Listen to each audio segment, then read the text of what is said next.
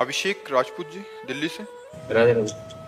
राधे राधे महाराज जी। महाराज जी, क्या अच्छे कर्म करने से मनुष्य की आयु बढ़ती है या पुराने किए हुए पाप माफ हो जाते हैं? अच्छे कर्म अलग डिपार्टमेंट, पुराने कर्म अलग डिपार्टमेंट। उनके नष्ट करने का अनुष्ठान अलग।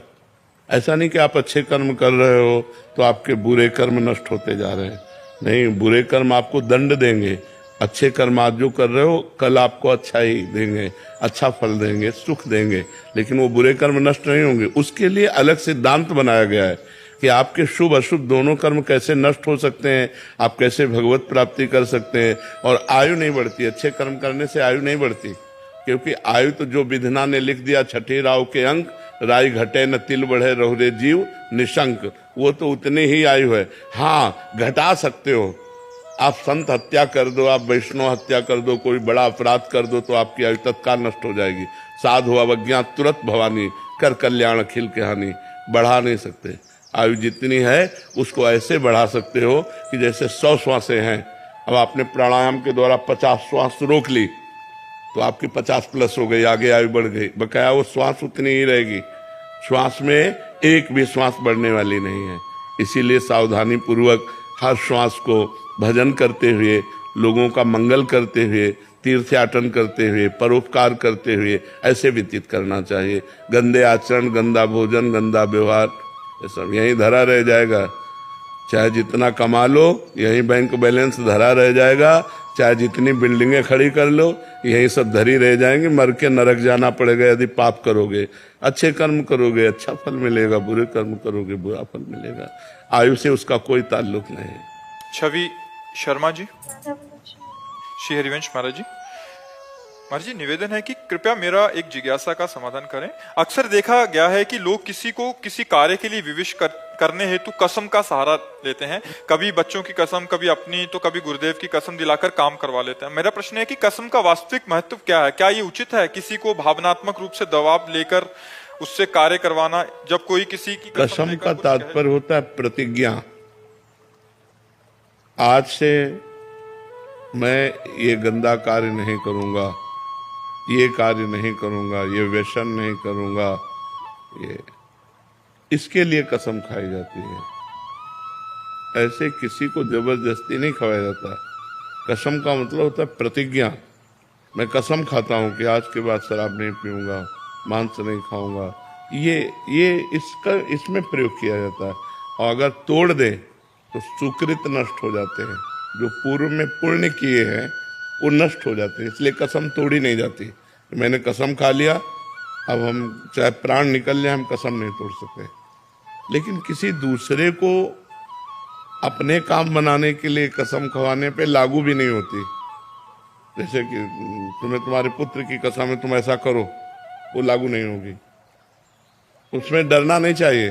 जैसे कोई कह देना तुम्हें भगवान की कसम है आप ऐसा करो, वो लागू नहीं होगी। वो लागू तब होगी जब हम स्वीकार करेंगे। अगर हम स्वीकार नहीं करते तो वो कसम का कोई प्रभाव नहीं रहेगा। तो ऐसी कसमें मानी भी नहीं जाती कि जैसे कोई अपना काम बनाने के लिए कहे तुम्हें तुम्हारे पति की कसम है तुमको ऐसा करना पड़ेगा, तुम्हारे पुत्र की कसम है, जैसे भक्त है कि तुम्हें श्री जी की कसम है, तुम्हें भगवान की कसम है, तुम ऐसा करो, वो हम नहीं मानते। मतलब तो ये कसम ऐसी कोई खेल खिलौना नहीं, इससे पुण्य नष्ट हो जाते हैं। स्वीकार तभी करें जब हम छोड़ दें।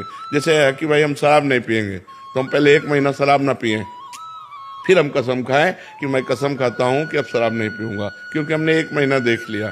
तुरंत कसम नहीं खानी चाहिए। और कसम खा ले तो चाहे प्राण निकल जाए फिर वो, पर आजकल ऐसा है शाम के कसम खाओ सुबह तोड़ दो, फिर शाम के खाओ फिर तोड़ दो, ऐसे चल शाम तक सुबह तक टिक जाए तो बहुत बड़ी बात है, उस 2 मिनट में तोड़ देते हैं। बहुत कमजोर हो गए हैं लोग। तो ऐसे तो मानना ही नहीं चाहिए और ऐसी कसमें लगती भी नहीं है। नहीं तो सब कोई अपना काम करवा ले। तो ऐसे डरना नहीं चाहिए कि हमारे पुत्र की कसम दे दी, हमारे पति की कसम, इससे कोई प्रभाव। अमनदीप जी। राधे राधे। राधे राधे महाराज जी। महाराज जी, आपको ऑनलाइन सुनते सुनते नाम जप की प्रेरणा जागी, आपकी कृपा से थोड़ा साधन भजन होने लगा। फिर कुछ महीने पहले अचानक स्वास्थ्य खराब होने के चलते मृत्यु का अनुभव हुआ। ऐसा लगा कि एक श्वास भी व्यर्थ नहीं जाने दूंगा। पर धीरे धीरे मन दोबारा इधर उधर भटकने लगा और अहमता ममता जोर पकड़ गई। महाराज जी, अब मतलब कैसे फिर से वापस भजन के मार्ग पर चलने का प्रयास करूं? देखो, ये भजन मार्ग दृढ़ता पूर्वक चला जाता है। जैसे हम चढ़ाई पे चढ़ते हैं ना, तो हमें सबसे पहले ब्रेक पर ध्यान देना कि हमारी ब्रेक मजबूत है कि नहीं। क्योंकि अगर चढ़ाई पे हम चढ़ रहे हैं, हमारी ब्रेक मजबूत नहीं है, तो गाड़ी भी नष्ट हो सकती है, हम बहुत बुरा फिसल सकते हैं।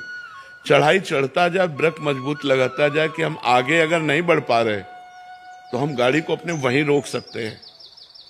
परमार्थ का मार्ग ऐसे चला जाता है कि अगर हम आगे नहीं बढ़ पा रहे हैं, हम 6 महीना नहीं बढ़ पा रहे हैं, तो हम 6 महीना वहीं खड़े हैं जहां हम हैं, पीछे नहीं। अगर पीछे गए तो गाड़ी भी बर्बाद हो जाएगी, हमारा सारा का सारा प्रयत्न निष्फल चला जाएगा।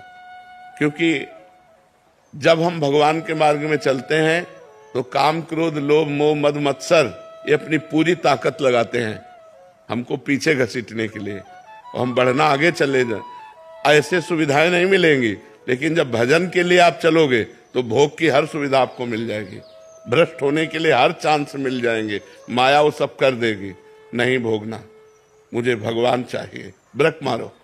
मुझे गलत आचरण नहीं करना, मर सकता हूं, गलत आचरण नहीं कर सकता, मैं गलत मार्ग में नहीं जा सकता, भले खड़ा रहूं यहीं। अगले जन्म में हमें रास्ता मिलेगा तो चलूंगा, पर मैं पीछे नहीं हटूंगा। इसमें ऐसे चला जाता है। जैसे हम बचपन से इस मार्ग में है ना, तो माया के प्रभाव को देखा है, भक्ति के प्रभाव को देखा है, भगवान के दुलार को देखा है, तभी तो इस मार्ग में आगे बढ़ पाए। तो ये क्या होता है कि हम लोग थोड़ा भय उपस्थित हुआ तो हे भगवान, और जहां भय गया तो हम भोगों में लग जाते हैं। यही हमारी गलती है। अगर हम 10 माला जप करने लगे हैं तो 9 नहीं होने देंगे, चाहे सुख आवे या दुख आवे, चाहे शरीर स्वस्थ रहे या अस्वस्थ रहे। अपनी नियमावली यदि हम दृढ़ रखेंगे तो भजन मार्ग में आगे बढ़ पाएंगे, नहीं बढ़ पाएंगे। भजन मार्ग में बहुत कठिनता है। इतना दृढ़ निश्चय करना कि मैं मृत्यु को स्वीकार कर सकता हूं, पर गलत आचरण स्वीकार नहीं कर सकता। मृत्यु आवे, मुझे मार जाए, वो स्वीकार है, लेकिन मैं गलत आचरण नहीं कर सकता, धर्म विरुद्ध नहीं चल सकता। ऐसा ब्रेक होनी चाहिए, और ऐसी ब्रेक नहीं है, ऐसी ब्रेक नहीं है। जहां फिसलन हुई उधर ही फिसलते चले जाते, तो फिर भजन कैसे होगा? भजन तो बहुत पवित्र वस्तु है। जब तक मन हमारा, इंद्रियां हमारी, विचार हमारे पवित्र नहीं होंगे, तब तक भजन कैसे हो सकता है? पापवंत कर सहज स्वभाव, भजन मूर्ते भाव न काओ। सबसे कठिन बात है संसार में मन को भगवान में लगाना, और ये नियमावली के द्वारा ही लग सकता है। जैसे जल को कहीं भी छोड़ो, वो ढलान की तरफ नीचे ही जाएगा। अगर ऊपर चढ़ाना है तो यंत्र की जरूरत है, नहीं है? ऐसे ही मन को छोड़ो, वो विषयों की तरफ जाएगा। अगर उसे परमात्मा में लगाना है तो मंत्र की जरूरत है। निरंतर मंत्राकार करो, नामाकार करो, राम राम राम, कृष्ण कृष्ण कृष्ण, राधा राधा राधा, तभी ये जाकर भगवान में लगता है, ऐसे नहीं लगता। और जब भगवान में लग गया फिर महान आनंद, जिसके प्राप्त करने के बाद कुछ प्राप्त करना बाकी नहीं रहता, जिसके जान लेने के बाद कुछ जानना बाकी नहीं रहता, वो भगवान है। हर समय अपार आनंद हृदय में रहता है, न कोई शोक, न कोई चिंता, न कोई चाह, न कोई भय, आनंद ही आनंद। और हम आनंद ही प्राप्त करना चाहते हैं, लेकिन भोगों में कौन सा ऐसा भोग है जो हमें आनंदित कर दे? बताओ। आप लोग तो गृहस्थ हो, हर भोग के बाद अशांति, तृष्णा, घृणा, यही चीजें हैं। इसमें नहीं, उसमें, उसमें नहीं, उसमें भागते घूम रहे कभी हमें तृप्ति नहीं हुई। तृप्ति तब होगी जब भगवान के चरणों का चिंतन करेंगे, सत्य से चलेंगे, परोपकार करेंगे, परहित करेंगे, तो हमारा हृदय आनंदित हो जाएगा। डिविन शर्मा जी, नोएडा से। श्री हरिवंश। राधे राधे महाराज जी। महाराज जी, जब से आपके श्रीमुख से ये सुना कि मंदिर में गिरे हुए फूल, प्रसादी, तुलसीदर आदि यदि अनजाने में भी चरणों में आ जाएं तो हमारे द्वारा किया गया सारा भजन तप जब पुण्य नष्ट हो जाता है, तब से मन अत्यंत विचलित हो गया। जब भी मंदिर जाता हूँ हर पग डरते रखता हूँ। यदि कोई पुष्प या तुलसी मेरे पाँव के नीचे आ गई तो ऐसा लगता है कि उठा मेरे के दिल माथे बहुत पे रख लेना चाहिए। जैसे पैर में लग गए तो उठा के माथे पे रख लेना चाहिए, जेब में डाल लेना चाहिए। यमुना जी या ऐसे पवित्र जगह जो मान लो फूल या ऐसे, तो वो फूल जो प्रभु के श्रीअंग में चढ़ा हो और अन्य फूलों से नहीं। महाराज जी प्रसादी मिलती है जैसे महाराज, हाँ हाँ हाँ तो पत्तियां वगैरह गिरती हुई जाती हाँ, वो ऐसे सावधानी रखनी चाहिए लेने वालों को। पर अपने जैसे पैर के नीचे आ जाए तो माथे पे रख ले तो वो अपराध मुक्त। ऐसे चलना पड़ता है जैसे बिल्कुल।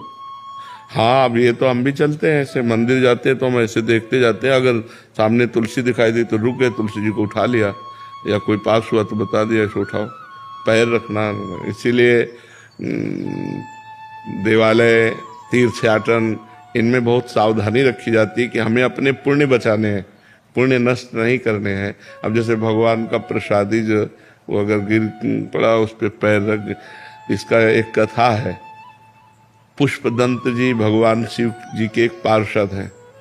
तो काशी नरेश का बगीचा था जो विश्वनाथ जी के लिए वो पुष्प रखते। तो काशी विश्वनाथ जी के पार्षद हैं तो रात्रि में ही ले आते थे। अब दिव्य अंतर ध्यान गति से तो आसपास सब सैनिक लगे रहते और सुबह सारे फूल गायब। तो राजा ने कहा चोर अगर चोरी करता तो बाहर से आता, ये फूल कैसे गायब हो जाते हैं? तो विद्वानों ने बताया ये चोर अंतर ध्यान होके आता है, ये चोर ऐसा नहीं है, दिव्य चोर है। तो उनका चोर को कैसे पकड़ा जाए? तो उनका विश्वनाथ जी के जो प्रसादी बिल्व पत्र फूल है बगीचे में डाल दीजिए, वो शक्तिहीन हो जाएंगे। जहाँ पैर पड़ेगा पुण्य नष्ट होंगे, पकड़ में आ जाएंगे। ऐसा ही किया गया। तो जो ही उन्होंने पैर रखा सारी शक्ति नष्ट हो गई।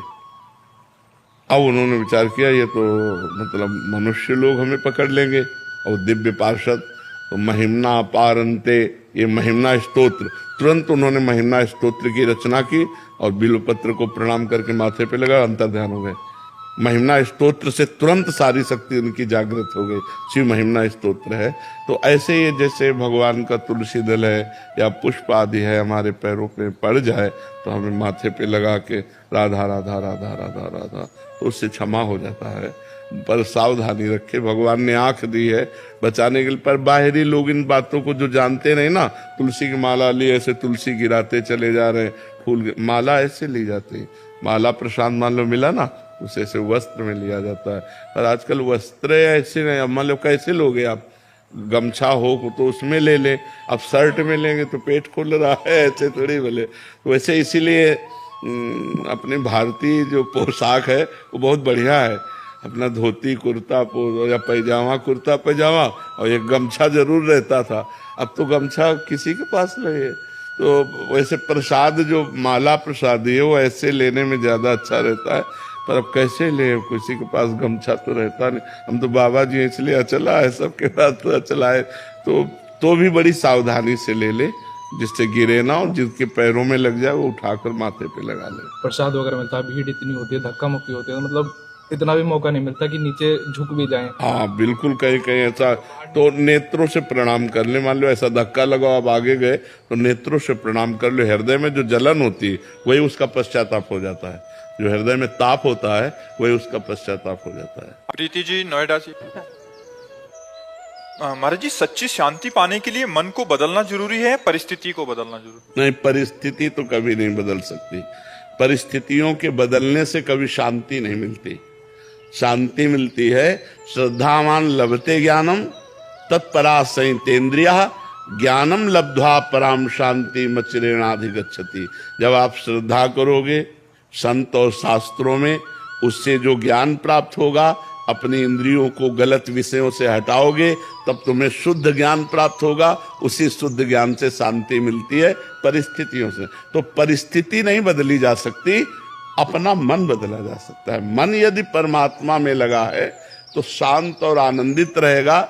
खूब शरीर स्वस्थ है, परिस्थिति अच्छी है, लेकिन मन यदि संसार में लगा रहेगा तो अशांत रहेगा, क्योंकि वो दो ही जगह लगेगा, रागात्मक या द्वेषात्मक।